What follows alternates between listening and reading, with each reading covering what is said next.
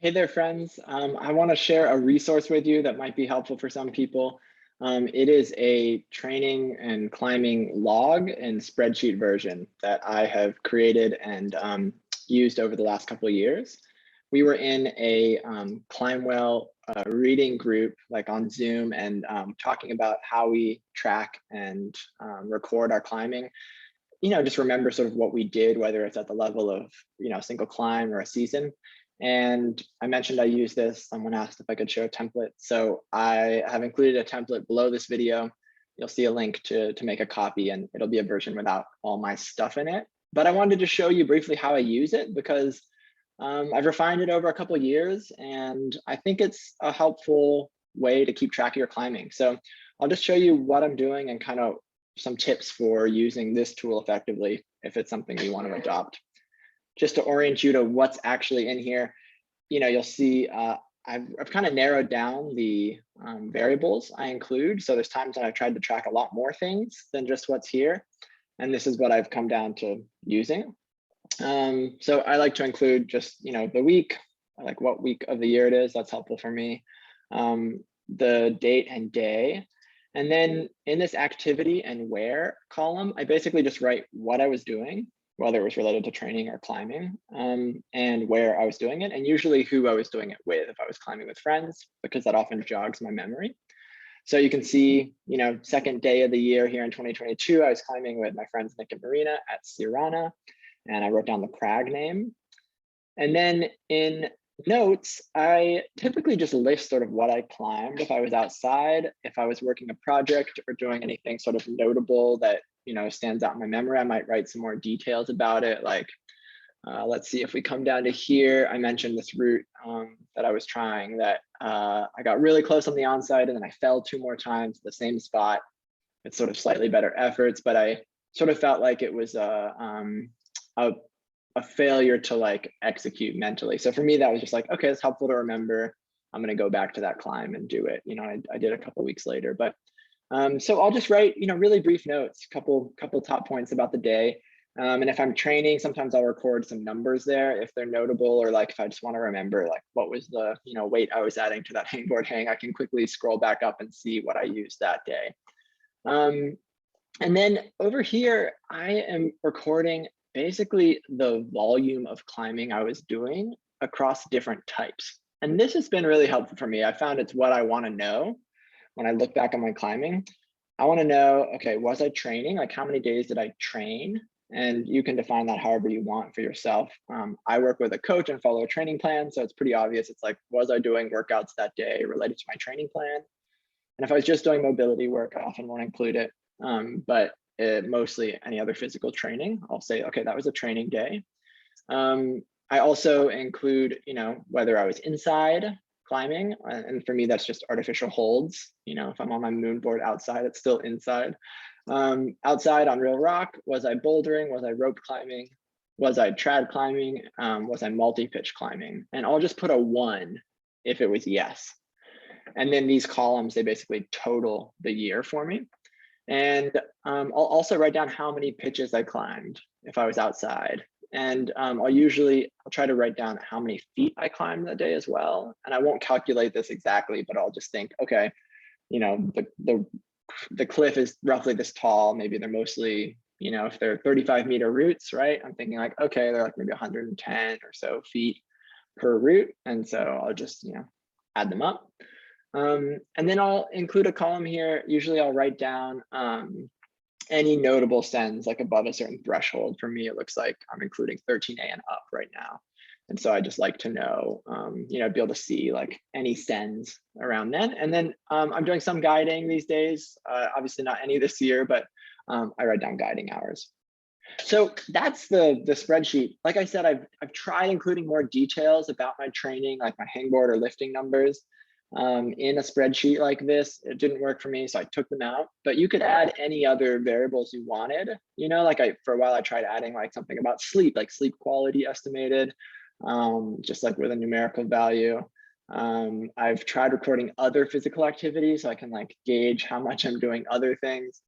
These days I'm pretty obsessed with climbing, so I just rock climb, but you know, I will sometimes, like in my notes, if I did like a 4-hour hike or something, I'll sometimes write it down. So I encourage you to, you know, take this and run with it, the concept, just add any columns you want. One word of advice is like, don't overdo it, because as soon as it becomes a chore to fill this out and like takes time, you're not going to do it, or it's going to feel like a task, and you don't want more tasks in your life. So I'll caution you against that. Like if you're going to do something like this, make it really manageable and easy, and do it at least once a week so you don't get behind, right? And then you're trying to recreate like what you did. Anyway, it can be kind of a mess. Also, I think it's really well paired with like a tracker like 8a.nu or Mountain Project, where you can actually tick specific climbs you did, because I often won't bother to like list the names of all the climbs I did. You could. The other thing is, if you're going to use something like this, I think it's helpful to have a physical notebook for more specific workout notes. So like if you're doing a hangboard program, I found this is not the best place to like record my numbers every day and like how it felt. I'll often write that in a physical form where I can just bring that to the gym and open it up. So I think what this is really useful for, and I'll show you here at the bottom, is to do these year comparisons. And so I've done this now since 2019. And so what I can do is, you know, just see some interesting basics, like, okay, how many days did I climb outside? You know, like, all right, 2019, it was 73 days, and then fewer days, just 63 in 2020. And then 2021, I climbed outside 88 days. One of my goals this year in 2022 is to climb outside 100 days or more. And so for me, that, you know, will like represent a benchmark of like, okay, I'm climbing a lot, you know, I'm like getting volume, I'm outside, I'm doing it, I'm engaged in the sport, I've organized my life around that. Like that's what success looks like for me, is being outside a lot this year, right? But it's also just interesting to see like, what was I devoting my energy to, right? Like I trained a lot, 120 days, 130 days in 2020. I also bouldered a lot more in 2020 compared to 2019 and to 2021. So that was like a big bouldering year for me. I only rope climbed 33 days in 2020. So this is like really interesting for me to see as I look back on my progression as a climber, as I look at my training priorities and my strengths and weaknesses. I definitely saw the results of that bouldering time, you know, like in sort of gains in certain aspects of my climbing. And it's helpful for me to see that. And I like to come down and like write a really short summary of some of the, you know, some of the routes I did at the bottom, and like some high points, some memorable experiences from my climbing that year. So I think the magic of this is in the comparison moment, right? Where you get to like look back, whether it's, you know, at the last few months or at the last couple of years, and compare what you were doing, you know, and just get to observe your climbing that way.